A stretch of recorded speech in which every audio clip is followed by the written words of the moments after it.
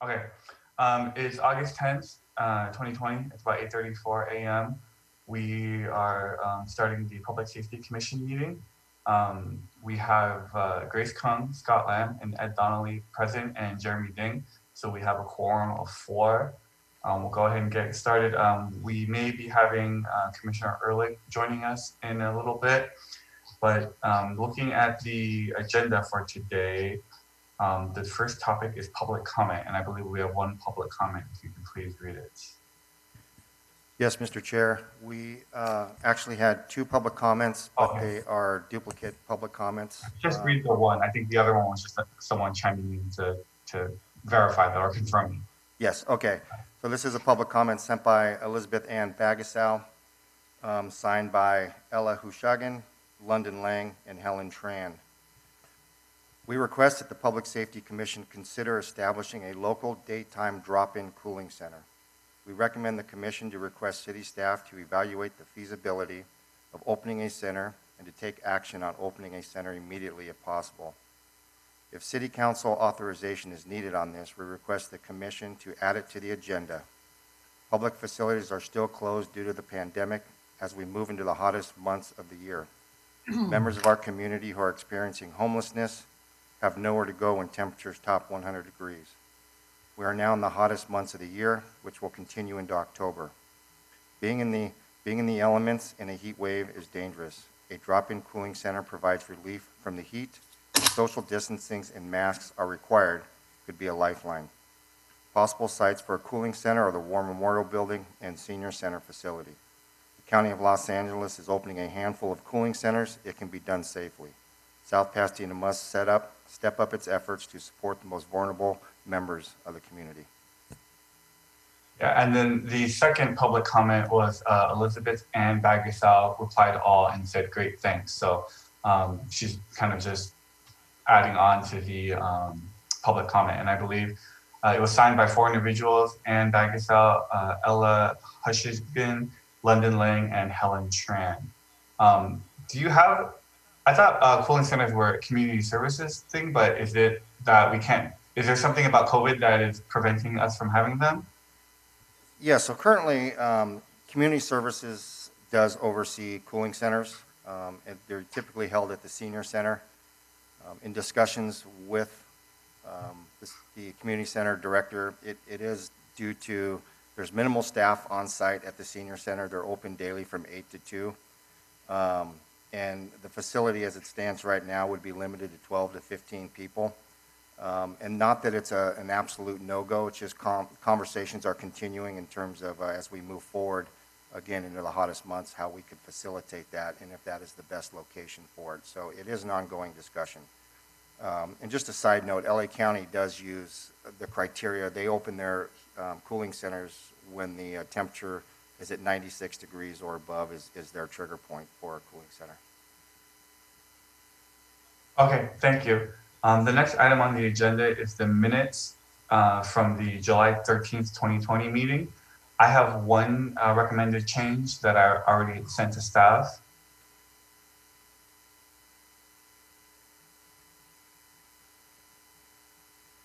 Yeah, hey, Alan. Alan has joined us. The recommended change is under item number 2 for the charter amendment motion. It says 5-0. It should be 5-1 as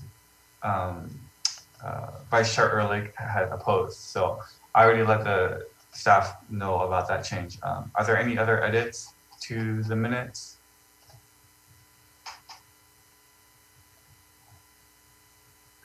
Okay, if there's no other edits, a motion to approve them? I'll make a motion. Okay. A second? Anybody? A second. Okay, so Ed made a motion and Grace will second. Okay, all in favor of approving the July 13th minutes as with the correction that I included, raise your hand. Aye. Okay. Nobody opposed, nobody abstaining. Okay, so that's everybody except for Amin and Stephanie. Okay, the second item on the agenda for today is fire prevention and safety with Chief Riddle. Thank you, Mr. Chair. And again, these two next reports, fire prevention and safety, as well as the discussion on National Night Out and the Fire and Police Open House, they're really follow-ups. Both these items were on the 2020 work calendar for June and August, respectfully. So obviously with the COVID-19 circumstances, as well as other issues that have caused us to reprioritize topics, obviously, I didn't want to leave these two on the back burner and not at least provide a little bit of follow-up and update.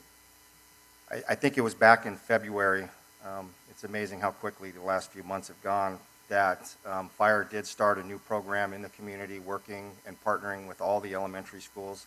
Thanks again to Grace for her efforts in helping us establish this new junior fire program in the elementary schools. We were just kind of hitting the ground running when COVID hit and kind of halted and stalled those efforts.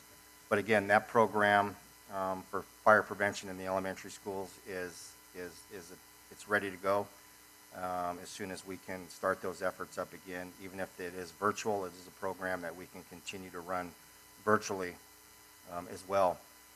And on that same front, virtually, we've actually partnered with the Children's Burn Foundation recently and participated in their summer camp for children who have suffered the effects of severe burns.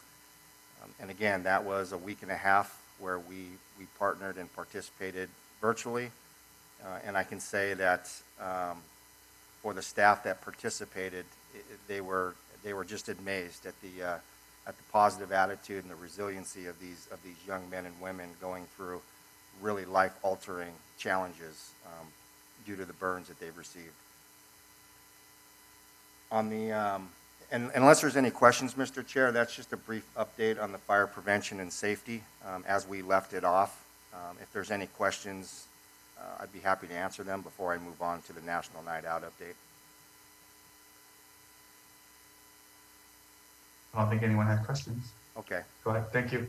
And just on the same note, last time we talked, we were still discussing whether or not we weren't quite sure where the state and the county were going to land on future orders, and whether or not the National Night Out and Fire and Police Open House could actually be held this year. Obviously, here we are in early August, and the orders are still in place, preventing us from gatherings. I have talked to departments that have run their open house virtually. The response has been mixed as far as whether or not it was, a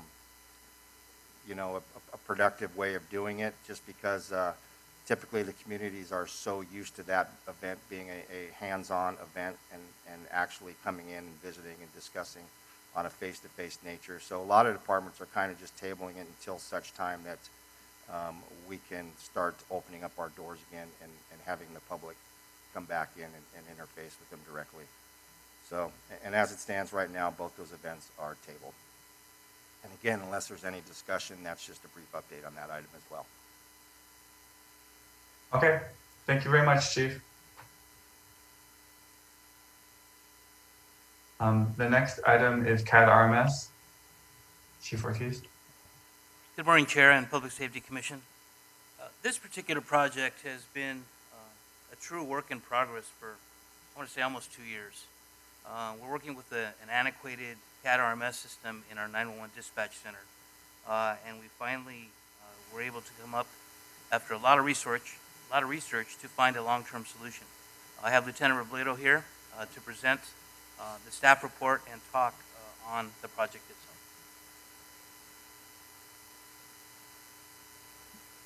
Thank you, Chief. Good morning, Commissioners and Council member.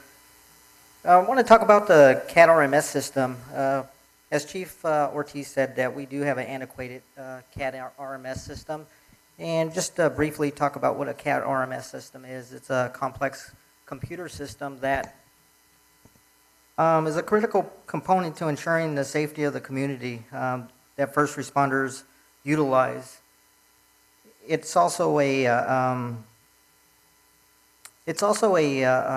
record management system. The record management system will be able to better better assist our officers and our public with obtaining public records.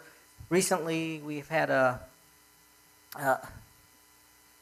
several public records requests, and our department's unable to handle certain requests at a timely manner due to the research that we have to do.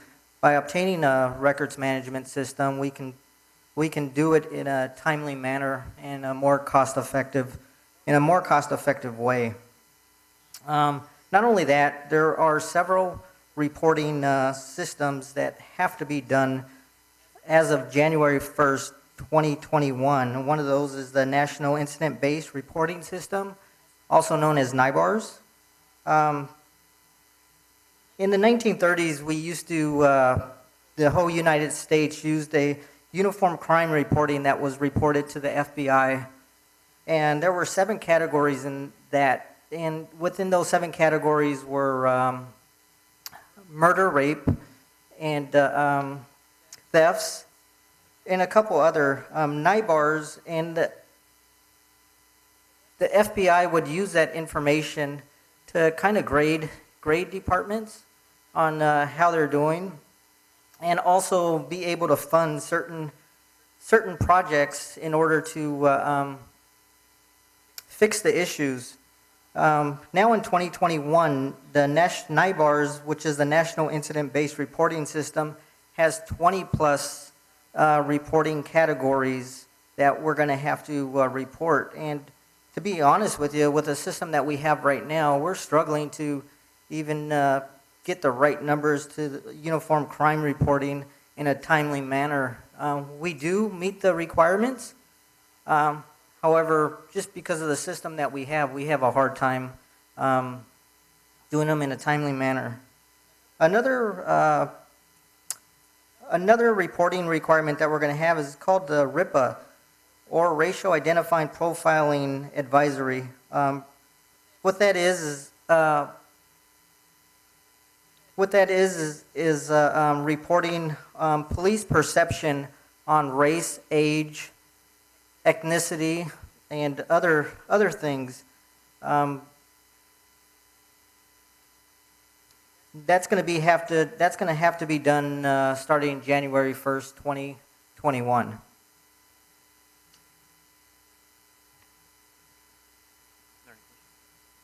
Do you have any questions? Yeah, can you just explain what CAD stands for and what that means? Yes, sir. So the CAD is the computer-aided dispatch.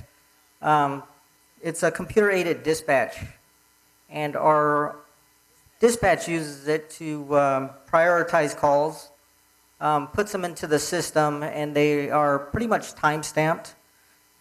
So we know exactly when the calls came in, how long it takes for an officer to get to a location, or what have you.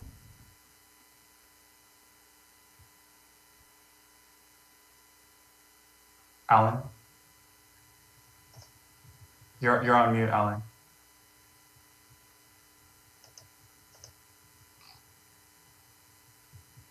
I was a little surprised that End to End wasn't interested in upgrading their software, because they're basically taking themselves out of the market if this is a federal standard that's going into effect beginning in January. Any idea why that might be? I mean, you probably answered, but previously they mentioned that End to End is actually not a company that makes computer police government type software, and it was a program that was adapted for this use.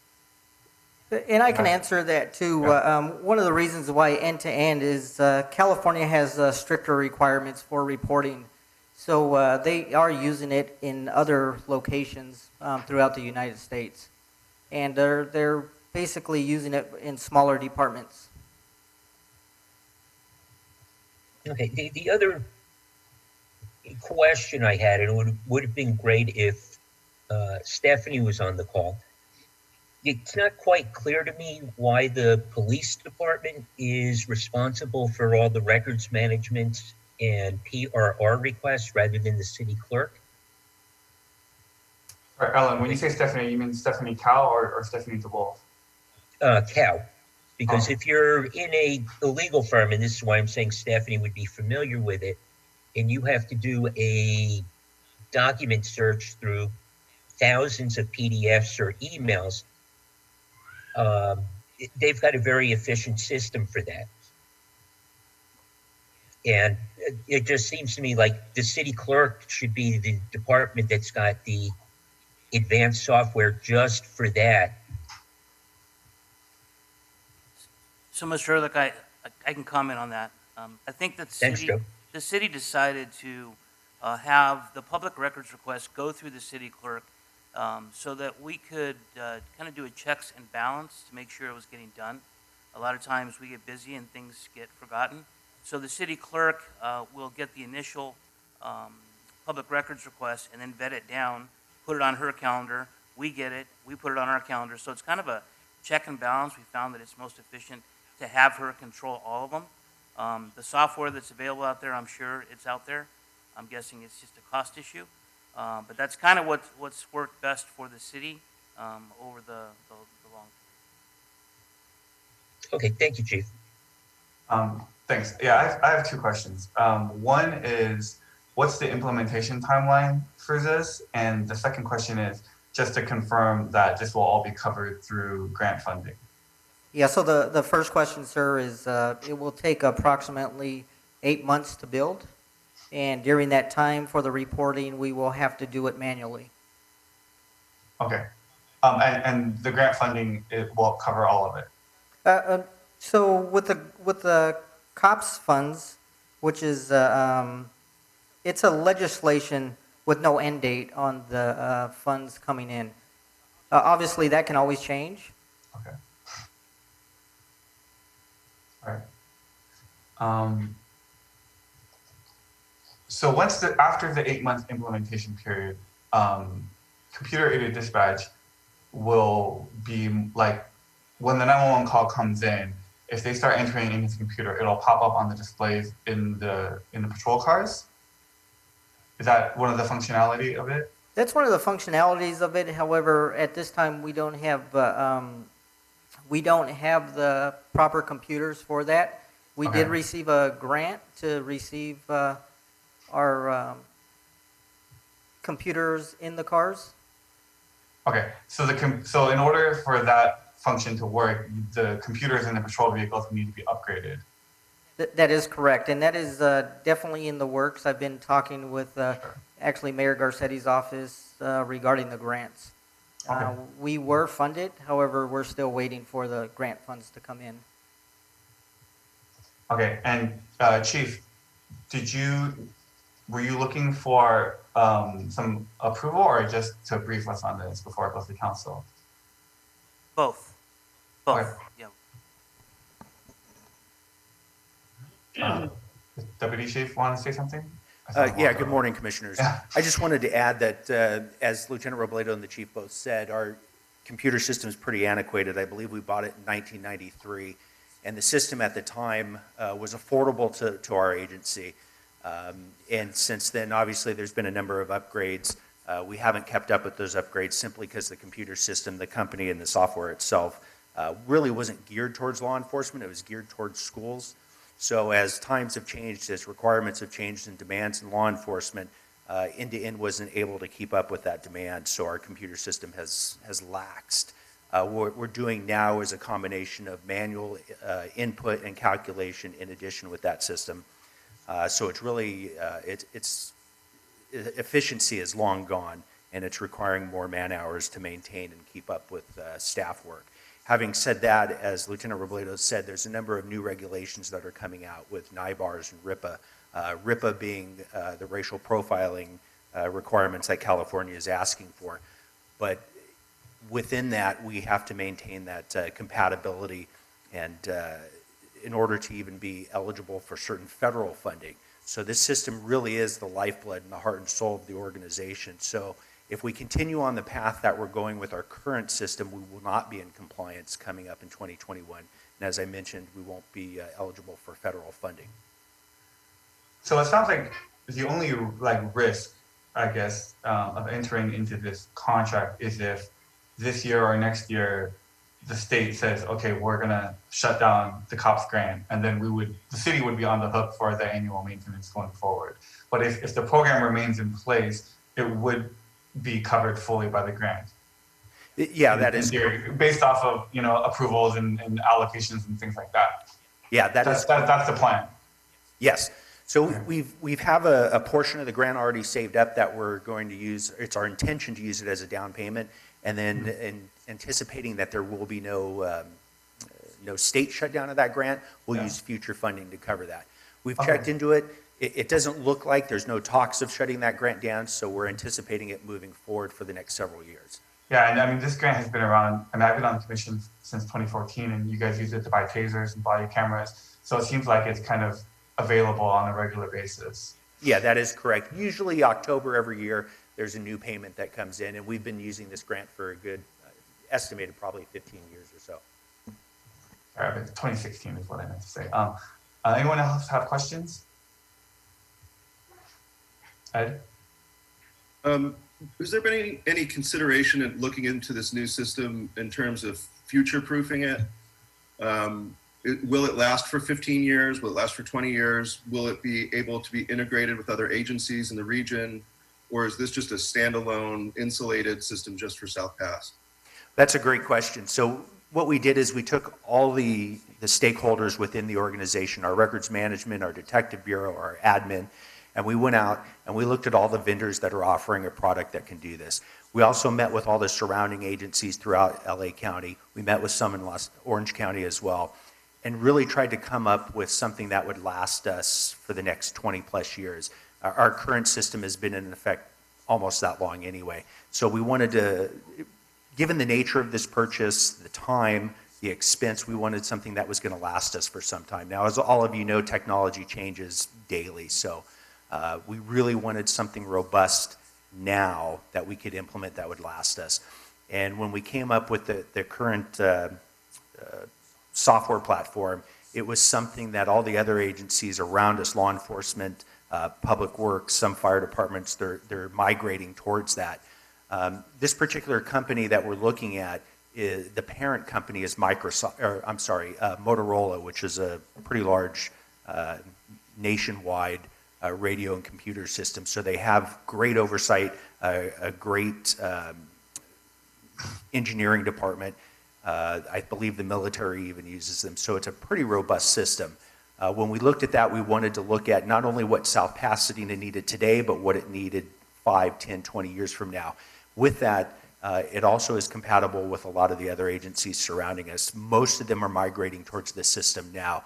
I know Pasadena, Azusa, Arcadia, there's a number of other agencies that are migrating towards that. Once we have it in place and we have an agreement, we're able to share information seamlessly with those other agencies as well. Those agencies are picking up Motorola also. I'm sorry, can you repeat that? Those agencies are also using Motorola. Motorola, again, is the parent company. Okay. Spielman, thank you. Spielman is the name of the CAD and RMS. Okay. But yes, most of those agencies, if they're not already on it, they're heading towards it. They're kind of in the same stage we are. They're in that building process. It's estimated that the building is, as Lieutenant Robledo mentioned, once we sign the agreement, the building is going to take anywhere between 8 months to a year. During that process, we'll have our employees trained and we'll start migrating towards that slowly. There's a number of internal things we're going to need to do during that process or that time frame, and that's transfer information over and start getting ready for that implementation. Sorry, Dr. Schneider? No, I was going to ask what the platform was. It's a cloud-based platform, and the company is Spielman, and they will take care of everything. As we mentioned, it's CAD and RMS, and what does that stand for? CAD is computer-aided dispatch. So when we get a 911 call or anybody calls into the police department to request an officer, all that pertinent information is entered into the CAD, and it separates it, it puts it on a map, it'll send it to the patrol cars, it'll put all the information at the officer's fingertips, allowing for an easier, faster response, a safer response. It also allows us to manage our resources in a much better, more efficient manner. From there, any reports that are generated, any documentation that comes out of that will go into our records management system. All of that is combined. Now, normally as we see today, We have 5 or 6 different programs that are combined that manage that process, and they're all from different vendors. There needs to be patches created so that those platforms work with each other, and that often is burdensome. With the new system, because it's all one company, it'll be one software system that'll manage all that. I kind of liken it as if we look at our iPhone, we can go from texting, we can go from the phone, we can go to the internet, all with the push of a button. And it's really seamless. But there's a number of different programs that are working behind the scenes to make that happen. With our current system, we actually have separate and individual programs that we have to program and manually enter because they don't work with each other. Right. Thanks, Brian. Anyone else have questions? Yeah, I've got two. Sure. I don't know if this is good for Brian or for Shannon.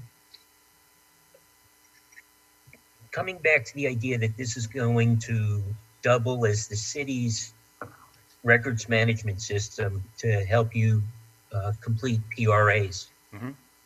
How does a building permit or a parks reservation request, finance department record, city contract get into the system? Good morning, sir. It will be police department specific, and not for other departments. It will just be for the information that we have. Okay, so I'm a little confused then how this helps you with the public records request. I think that what they're saying now is it's difficult for you guys to use end-to-end to generate the required statistics and reports. Right. But they'll still get funneled through the city clerk's office. Exactly. So the whole process actually goes through the city clerk's office. However, the police department maintains its own records. So when we get a public records request for, any event that comes through, we have to query all our different systems. As I mentioned before, we have 4 or 5 different systems that try to work together. So what we have to do is manually go in and query each of those systems individually. That sometimes can take, depending on the records, the amount of time that it takes, can be days. We only have, I believe it's 10 days to get those records back to the city clerk so that they can give a response. With this new system, it's one system that we have to query, so it'll be seamless and very quick. We can do it within a day or two and get that information back out. As far as the rest of the city records, we don't have access to those. That would be up upon those individual departments or the city clerk's office to handle that. The way it works now is when we get a public records request, say for a police report, we go through our different systems, we query it, we go track down that record depending on where it's at, how old it is, how long ago it occurred, and then we manually bring it up to the city clerk's office. Now we'll be able to do that almost instantaneous. Will the city clerk's office be able to access your record management system? No, that's governed by the state CLETS. There's certain security features that, that the state mandates that we have in place. So the city clerk or any outside entity cannot access that. Okay, just 2 follow-up questions. One, reading the proposal and what you've said this morning, we're looking at 8 to 12 months to implement the system. If this is something that's supposed to be online January 1, 2021, why was this not brought, and understanding that we had the pandemic, why was this not brought to the commission earlier, like at the beginning of the year?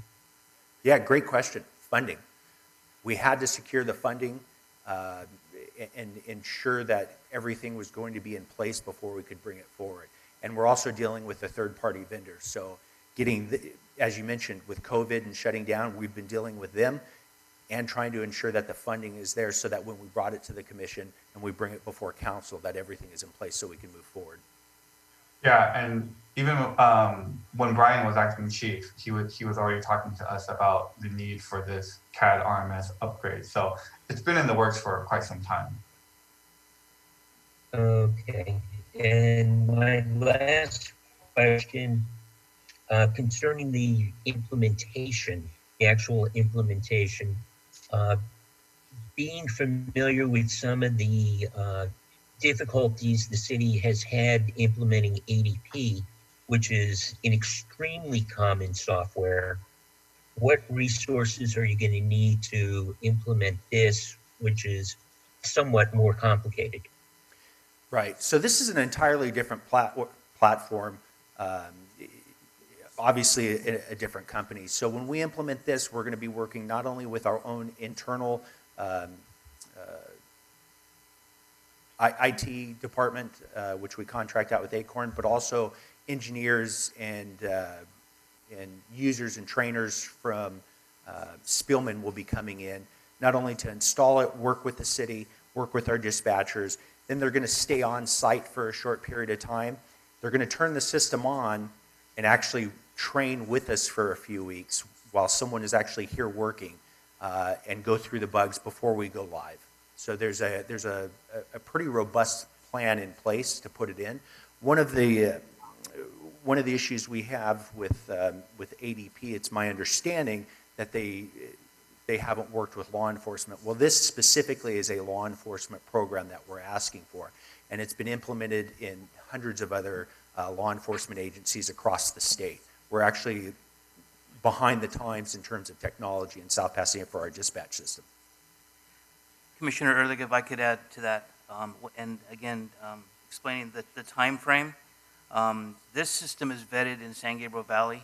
I've had numerous conversations with chiefs from Covina, Azusa, Irwindale, Pomona, Glendora, Laverne, Claremont, Pasadena, Alhambra.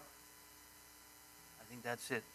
And I've gone through different stages of the process, from them signing on to the contract, where it starts, where the techs come out, where the IT gets evaluated, where staff gets involved in the training. And it's a pretty long, drawn-out process. And ever since Azusa implemented it, I want to say 2 years ago, the process is pretty vetted. So it gives me comfort as a chief that this process has already gone through. It's vetted, it's proven. So we feel pretty good about the deployment of the program. Okay, so between Acorn and Spillman, the conversion of historical documents will. I've done software implementations. I know there's no such thing as a smooth implementation, but they'll handle most of it. One of the things Azusa learned early on when they deployed this 2 years ago was the challenging part of taking the legacy and taking the new and combining them. Because sometimes, or most times, computer systems don't talk to each other, and it created a lot of problems for us. Lieutenant Robledo was forward-thinking in reaching out to Spillman early on and saying, listen, we want to save money, number one. Number two, we want to be efficient. And number three, we don't want things surfacing as we're deploying the system a year and a half in. So the legacy system is going to be a standalone system. Our current CAD RMS system is going to have its own server, and we'll have it available for dispatchers to review for location history or any types of previous calls for service at their fingertips. But it will not migrate with our Spillman. It's much more efficient, and we learned from others' mistakes trying to matriculate the information just caused chaos. So that's kind of another reason why we're feeling pretty confident that this is the right solution for us. Okay, thank you, Chief. If there's no other questions, Chief, you're looking for some form of endorsement? Yes, please. Okay. I'll make a motion that the Public Safety Commission recommend this be adopted by City Council. If there's a second. Second. So Alan will second. Everyone in favor, raise your hand. Aye. Anybody opposed or abstaining? Okay. That's everyone present here at the meeting. Oh, and Dr. Snyder? Oh, when will it be coming to council? Probably either the first or second meeting in September. Okay. And will you need any other appropriation at that time? I don't think so. I think we're going to be good. All right, thank you. The next item on our agenda is City Council Liaison, Dr. Snyder. I have no report. I did look over the revisions and the advice too about the charter, and I suppose we'll be getting to that later. Okay. The next is staff liaison. Chiefs. So to piggyback on what Councilmember Schneider said, I spoke with the city attorney this morning, just asking about the update, and like Councilmember Schneider said, it'll be coming back for review.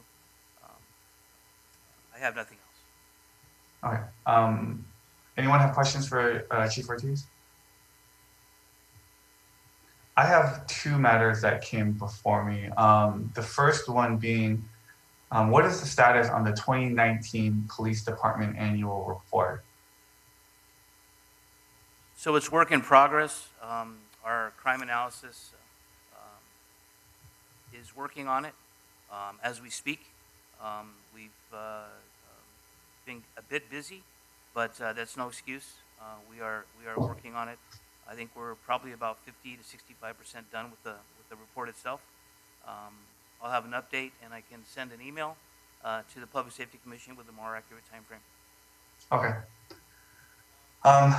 Actually, I have three matters. The second matter is I brought this up with the staff assistant who sent out the agenda, but I think there's a disconnect with the way the Public Safety Commission website is being updated. So when the agendas go out, I believe Laura has the authority to update the agenda on the Public Safety Commission website, but she does not have the authority to update the public comment directions. So even if you look at the Public Safety Commission website right now, it says for the July 13th Public Safety Commission meeting, please submit your public comment by this date. And it's referencing July. So when the agendas are posted at that time, I feel like the public comment instructions should be updated as well to reflect the current meeting so that people, because it's not super apparent when the next meeting is or how to public comment.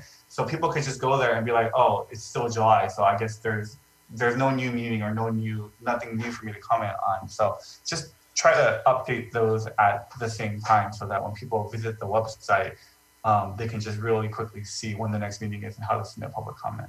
You're absolutely right, and I'll also address that issue in the email when I update the Public Safety Okay. Commission. The next one is something that came up. We touched upon it last meeting or the meeting before, but I was speaking to a community member and they were concerned about, the delay in public records requests and them trying to get, certain information. And then I said to them, well, why don't you just look at the weekly crime reports if you want, demographics for arrest? But then I remembered that they're now removed. So, and last meeting, that was brought up, but I guess I didn't really realize some of the implications of that. So, in my conversation with the community member, I think that they just felt like, it was kind of an empty gesture in that we're trying to do it as a response to, systemic racism and some of the racial issues, but does it change the race of who's getting arrested in the city? No, it just masks it for the public. And, we felt like it was kind of a step backwards for transparency because with our current antiquated CAD RMS system, it's really hard to turn these public records requests around them. And my suggestion to this community member was, well, I get the weekly crime summaries and you can get them too. And you can create your own statistics if you want. But now that the data is not there, I just wanted to put that out there as kind of maybe an unintended consequence of something that was well-intentioned. And the second thing that kind of came up in that conversation was there was an article in the South Pasadena Review about the thin blue line stickers being removed from department equipment. And I think the community member also just felt like, well, is that moving the needle on race relations, or is that another type of empty gesture? Well, and I'm not saying I disagree with it, but we do things like this, and everyone feels good for a little bit. But what have we really done overall with regard to addressing some of the issues that we have? And it's kind of like, well, okay, well, how is this different than the Pink Patch Project?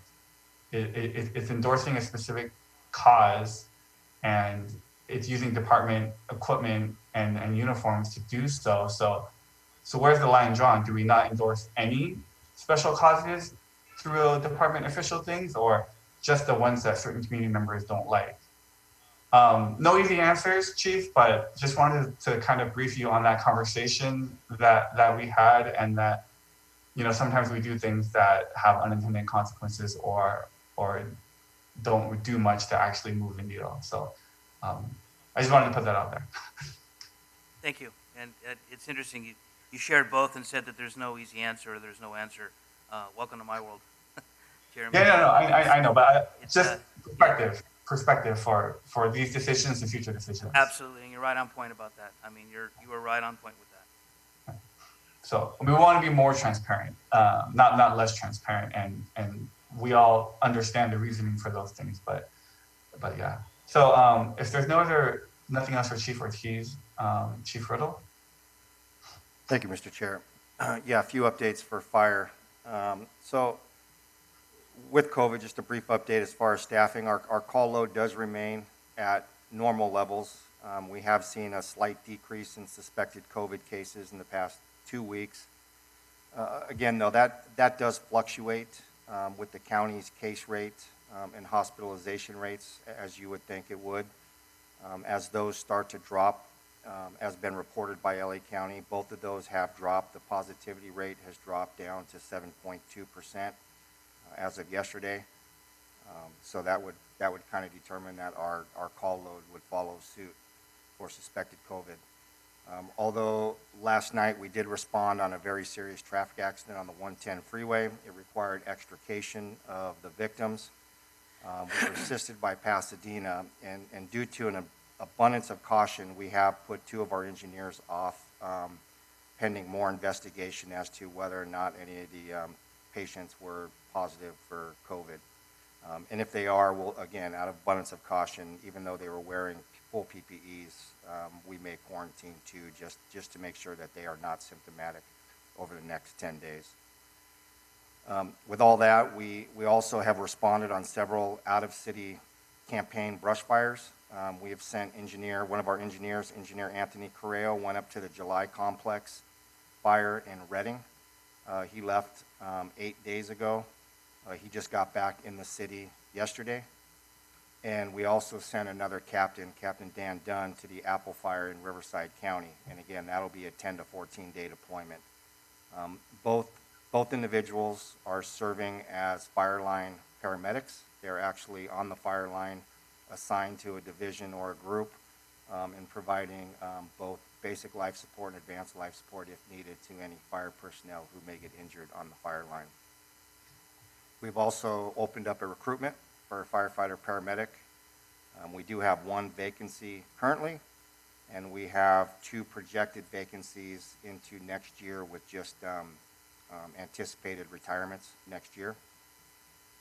I won't get into all the numbers in as far as LA County with COVID numbers unless there's questions specific to that, but I will just touch base on a couple key notes for South Pasadena that the numbers in South Pasadena, as with most cities in LA County, continue to rise.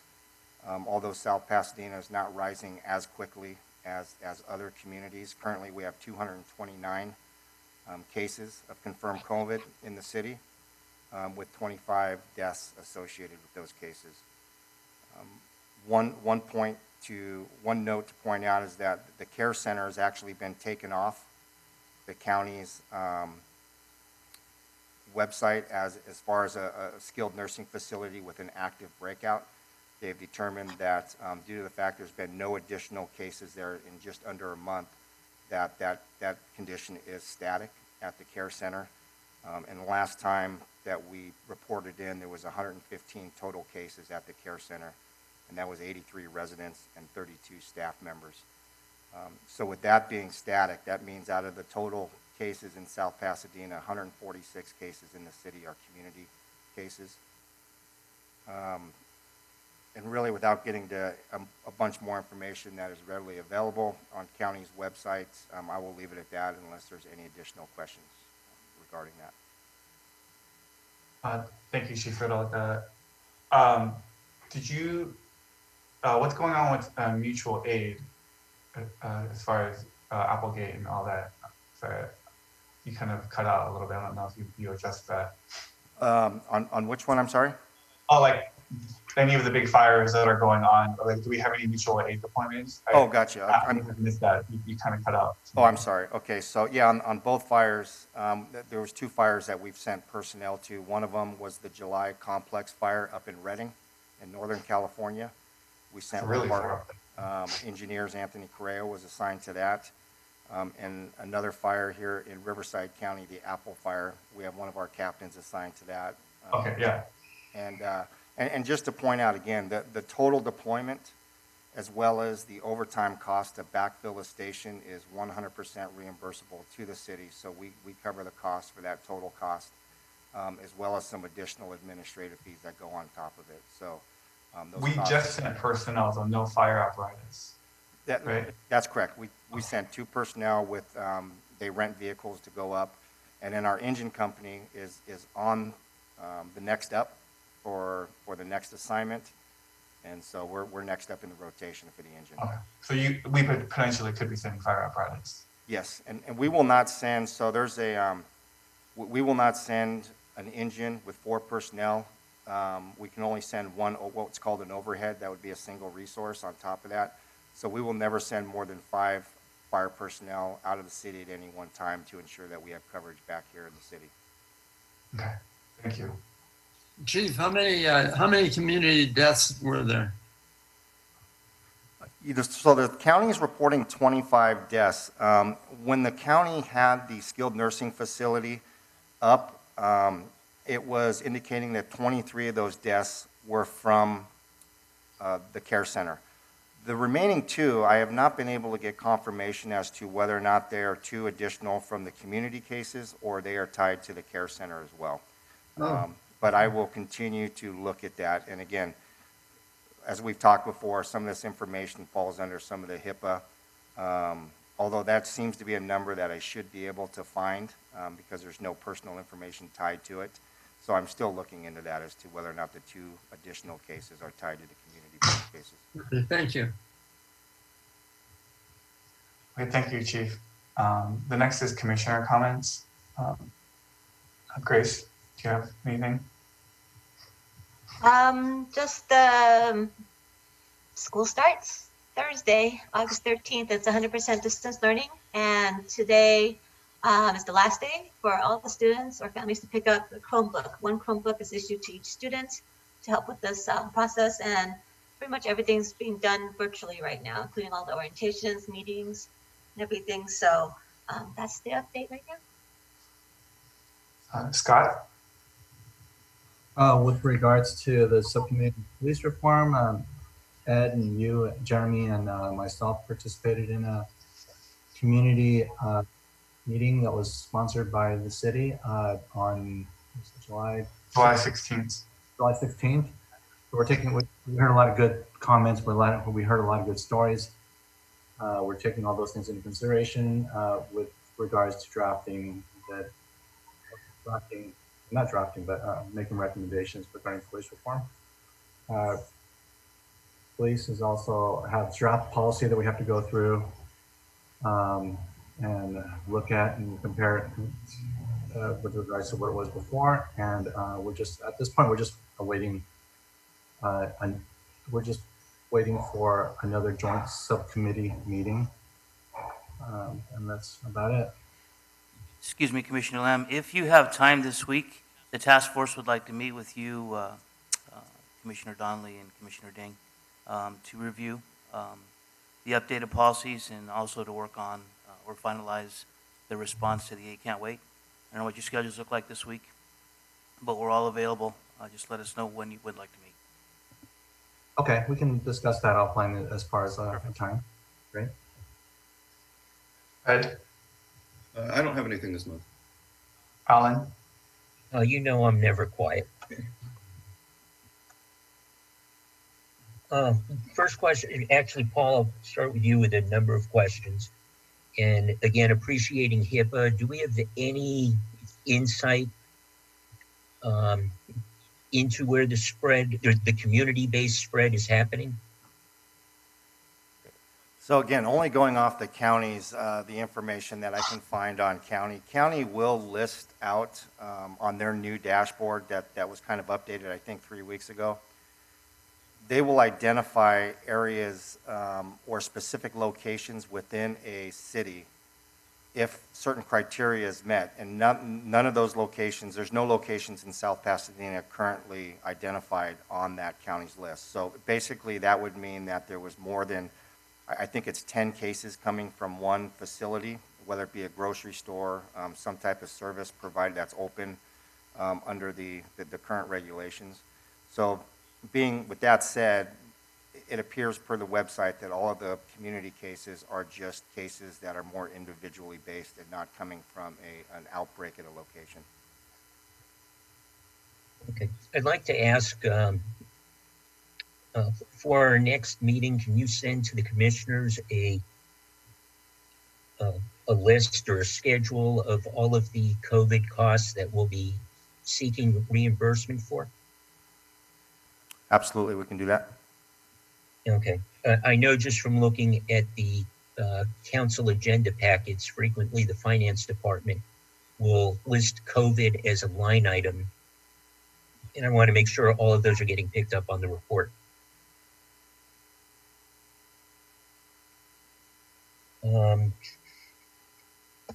We've asked the question a couple of times in previous months, but since we are into an early fire season, are we bringing the goats back, or what are we doing to mitigate our hillsides? So unfortunately, with the projected, the reduced revenues to the city, goats were put on hold. I have spoke to the company that we used last time, and that company may be interested in going back out to some of the communities that they served last year just to get their goats back out and grazing. It's actually a win-win for them as well. So I thought initially that they would be off the table due to finances. They may be back on if they can do it for a reduced price. But in terms of overall managing the hazardous vegetation, again, we get really good compliance from our homeowners in our high hazard hill area. We start very early on in the year. This year we started in April and May.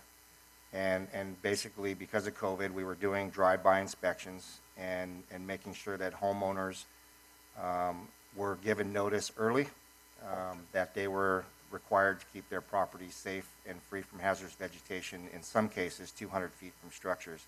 And again, we get very good compliance from our homeowners. I think they realize the importance of it.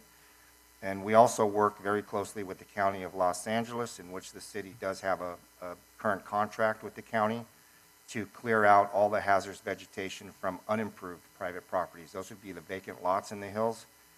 And they clear out those properties unless objected to by the resident. They can still do it on their own if they want, but it's very cost effective to have county do it, and then that bill is put on their tax assessment. And of course, the city is responsible for the city-owned vacant lots as well. And we work very close with Public Works, who uses land care to address those vacant lots. So, you know, we're comfortable that we've done everything that we can do. But there are areas of the city that we'd like to see the goats come back to clear some of the large acreage that is beyond the 200 feet from structures. Great, thank you. And my last question for Paul. I think this was a commercial building. There was a fire on Mission last week.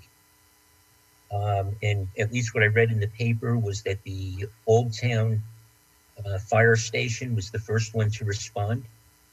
And I was just kind of curious, we're around the corner, they're a mile and a half up the street. What was the situation with that particular fire? Yeah, so I was actually sitting in my office when that fire got dispatched out. Again, when you talk about CAD, we are part of Verdugo's CAD system, and they dispatch 13 agencies. And basically, if you really look at it, all 13 agencies are borderless. So closest unit gets dispatched. And two things happened when that fire occurred, that our engine was actually on a medical call. They were clearing a medical call from the south end of our city, and Pasadena's engine 31 was actually in our city at the north side of our city. So they received the call. Obviously, they would have been dispatched anyway, but they happened to be the closest unit anyway. Just happened that way. And so they arrived first on scene, and then pretty quickly, shortly after, within, I think it was 20, 30 seconds, San Marino, as well as us and our battalion chief arrived on scene. So that would be the reason why they actually arrived first. Okay, great. Next set of questions are for the police department. Joe, when I saw you yesterday, I asked if we could get an updated vehicle inventory for the commission. You had indicated that you had just done that for the council, so you could forward that. We'll take care of that. Can we get, actually, I'll do this the other way. At the last MTIC commission meeting, one of the solutions that was proposed for traffic on Meridian specifically and for Fremont was that Public Works was promising that the police department would be stepping up enforcement of speeding. And I wanted to make sure that the police department was aware of that and ask what your plans are for that. We are. We're aware of it. We're out there on Meridian and the east-west streets that tee into Meridian down in our problem areas. So officers are working that particular area. Okay, and then the follow-on to that is, can we get an update on the Traffic Bureau? So Traffic Bureau has been deployed for 2.5 months. Unfortunately, we can't get them through a motor academy because of the COVID. We are hearing that they may open up in September, where we can get our officers trained on riding a police motorcycle. But they're fully deployed.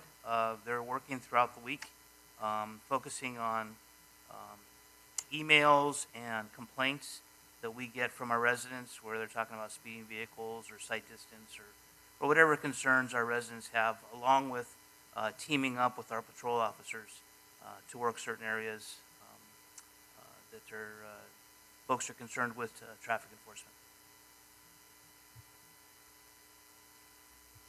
Okay. And the last thing, a compliment for you and the department. There was kind of a pop-up Black Lives Matter rally yesterday in Garfield Park, and the protesters then walked over to the police station and had continued the rally out in front of the police station. I saw that the department just rolled out some cars on Fremont and on Mound just to protect the street there and redirect traffic. So I want to appreciate what the department did.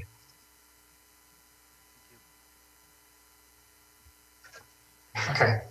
One last thing, and I think this will go to Ed and Scott, and perhaps the councilman. There seems to be a fair amount of confusion about the joint subcommittee on police reform that happened in July over whether that was a public community meeting or a private group in the community that had invited members of the subcommittee and police department to participate in it. Could either of you explain that or clarify? Neither of us were heading that. I mean, it was the city council's Dr. Snyder. Maybe you can talk about who was invited and the organization of that. Yeah, it was a meeting that allowed the public to voice their concerns about various police activities. And I don't know how many people, probably 20 people or so made comments. I think the police department was present. I know Chief was there. I think Brian Slinsky was there. I think Officer Abdullah was there. And they were listening to the complaints. They were not participating directly, or they very, very little. But we are supposed to have a meeting this week, later on, as the chief alluded to previously, that we will be meeting with the officers and the police department to get their take on what's going on before we have another public meeting, which we are planning to do later on after that. Is that satisfactory, Alan? I think some of the confusion, what I heard from a number of residents is that when they tried to respond or request access to the meeting, they were told that the meeting was full, and they weren't able to either watch it or participate it. And that's where the confusion is coming in about, was this meeting in July I'll call it a city-sponsored public meeting, or was it something else? I think it was just there were a large number of people. I think they had 60 or 80 people on the call. Now, obviously, they can't all be on screen, and I don't know why they couldn't observe it, but they couldn't participate themselves. Yeah, Alan, it is a very confusing thing, but there are actually two subcommittees. Dr. Schneider and Dr. Kubejian are on the council subcommittee for the future of policing, and Ed and Scott are on the Public Safety Commission subcommittee for police reform. For that town hall event, it was kind of the two commissions joining forces with the police department to mostly observe what the community had to say. If you recall, the information about that meeting went out through Cityscoop, and if you wanted to participate, you had to email the CM's office, email alias. And so as far as the Public Safety Commission, we don't know what the process was to decide who was going to participate and who wasn't. So maybe the city manager's office or Dr. Kubejian may know more about that process.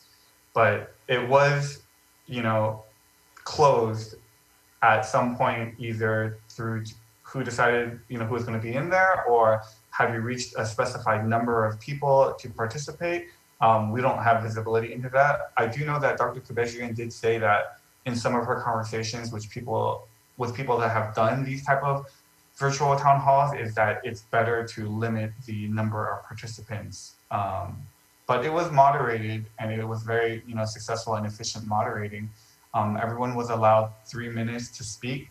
Some people were giving their time to other people, and there was a mix of positive, negative, praise or complaints or concerns about the police department, and we all were able to listen to it. It wasn't really a dialogue. It was just we weren't asking follow-up questions. We weren't commenting on it. It was just listening to what people had to say. And the next meeting would be for the council subcommittee and the public safety subcommittee to talk with police department leadership and the Police Officers Association about future and potential reforms. And as Chief mentioned, that will hopefully be happening this week, and then we'll be able to have a better update on that. Okay, I would just ask then that whenever the next public forum is scheduled, if there's a participant limit, that needs to be communicated out. I don't know, the first 100 people who respond, or whatever that Zoom threshold is. Because I know a lot of people were really upset that they weren't even able to listen in or participate. Yeah, I don't think it was an issue with Zoom threshold, because many people have mentioned that you can have a Zoom meeting with a lot of different people, with hundreds of people. It was really, from what I understand from Dr. Kubejian, it was for effectiveness and efficiency of the forum. And then the question did come up about, can we record this? And I think it was one of the members of the South Pasadena Youth for Police Reform that was actually doing the moderating of the meeting, not anybody from the city or the commission.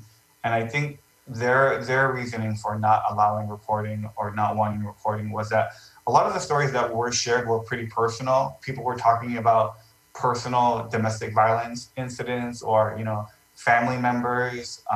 So I think that out of respect for the people that were speaking, they wanted to make it private. So like I said, we had no input into whether or not it was made private, whether or not it could be recorded. That seemed to have all been predetermined, and we were just kind of participants in it. So, Actually, a lot of the people who were going to speak asked that it not be recorded. Okay. They felt they would be inhibited from saying what they wanted to say. Yeah. That's one of the reasons. Yeah, and if it was recorded and a link was put on the city website, you know, it could be there indefinitely for people to view these people. You know, some of it was very emotional, so I could see why they wouldn't want that, you know, out there on the internet. So, do you have any other questions, Alan? I'm good now. Okay, so I just wanted to provide an update. I kind of already did about future policing subcommittee, so I won't talk more about that. Like I said, the next meeting is going to happen, and hopefully by September we'll be able to pick up charter update and police reform as a agenda item. One thing that was, and I'll share some of the stuff that I've seen just to give you guys more of an update. It's not an agendized item, so I'll just brief you guys without discussion, much discussion. So it seemed that the council subcommittee wanted to identify 3 areas for immediate reform. I think one of the things that I have for next month is what does that mean for the overall framework that was proposed by the Public Safety Commission? Will that be secondary to the top 3 or concurrent, or how will that work? And for the Public Safety Commission charter, I'll just provide a quick update on that. So our last meeting was on July 13th. That same day, I sent the draft charter and the reform framework to Chief Ortiz. A couple of days later, I sent that to the Police Officers Association for their input as well. It was also sent to South Pasadena Youth for Police Reform. Somebody else from the community requested it. So going forward, I have asked that the city staff include documents in the agenda packet. So that will happen going forward. So in the future, if I share a document on my screen, the community should be able to have access to it. If anyone in the community wants it, you can email the city clerk. They have copies of it and they will provide it to you. But just to cut that out in the future, we'll ask that it be included in the agenda packet. So on July 22nd, I sent an email asking for the review of the draft charter to be completed by today's meeting. Obviously, that did not happen, but we're trying to get input from police department leadership and POA into the charter amendment process. So on July 30th, I was able to take a look at the initial review of the document, and I had some concerns about it, which I'll share with you guys, and hopefully they're being addressed. So I'm gonna move this to my other screen so it's easier for me to read.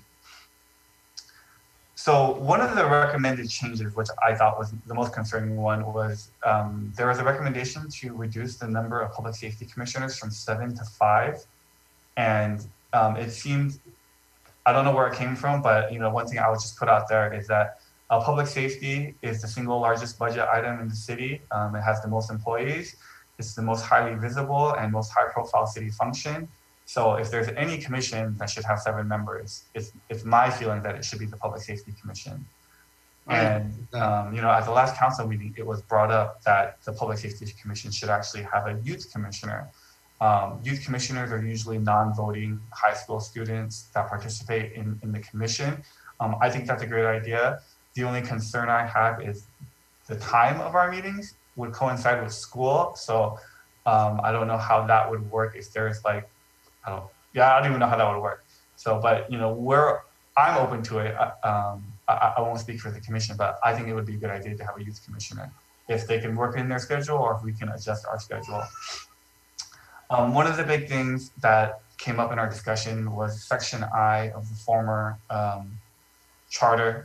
It only appears in our charter, so I wanted more information on that, and it was my belief that that section should be removed.